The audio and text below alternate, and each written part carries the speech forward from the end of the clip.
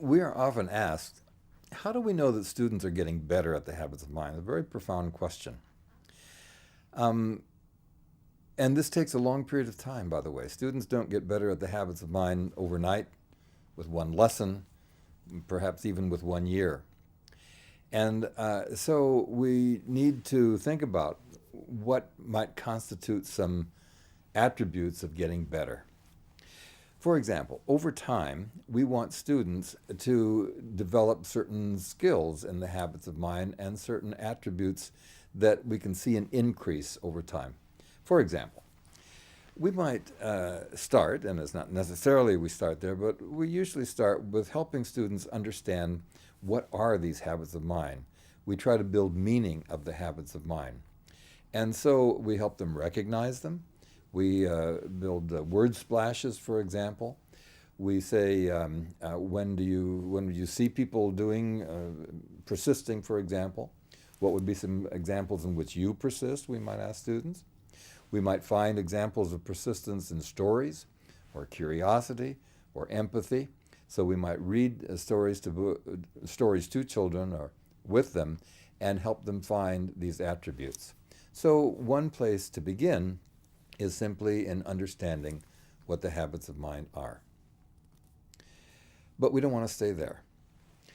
We also find that the habits of mind require a skillfulness. In other words, it's not just listening, but it's listening skillfully, listening well.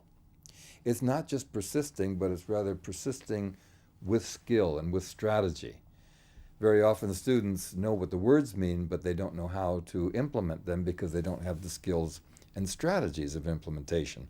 And so another dimension that we try to build is that of the skills and the capacity that underlie and support every one of the habits of mind. And even that's not quite good enough because we find that while students become skillful, they don't know when and where and how to discern when to use the habits of mind. So we want to increase their skillfulness and to increase their alertness to situations that demand the habits of mind and which situations do not demand the habits of mind. For example, when taking a test, this is not a time to think interdependently. This is a time to use clear and precise language and to check for accuracy and precision. When taking a test, it's not appropriate to think creatively and innovatively and come up with new and different ideas. You need to take the test, know what the test asks for, and to respond with accuracy.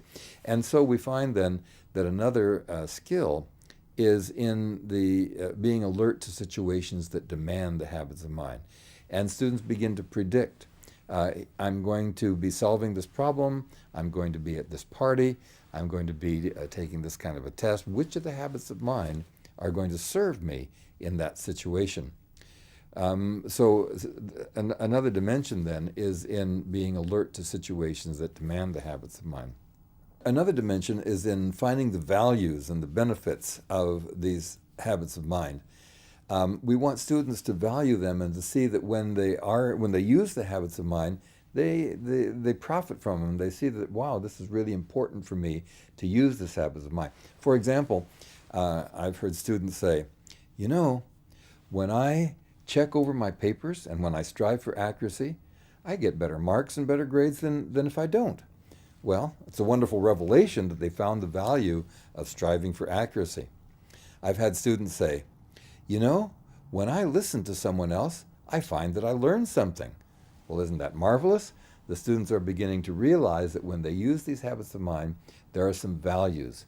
We find that students begin advocating the habits of mind, and they'll say, you really need to manage your impulsivity because that'll keep you out of trouble.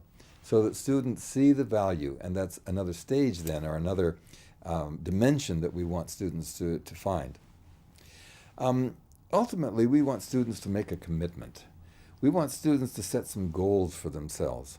We want students to become self-evaluative and reflective so that when they get all through solving a problem, for example, they step back and say, well, did I do a good job?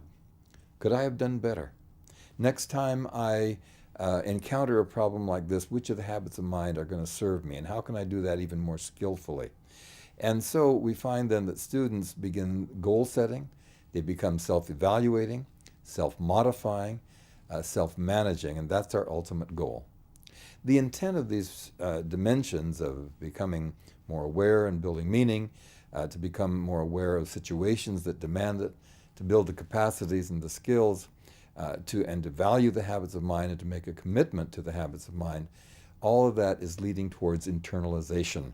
We want students to have these so much a part of them that they use them spontaneously and automatically when they're confronted with situations.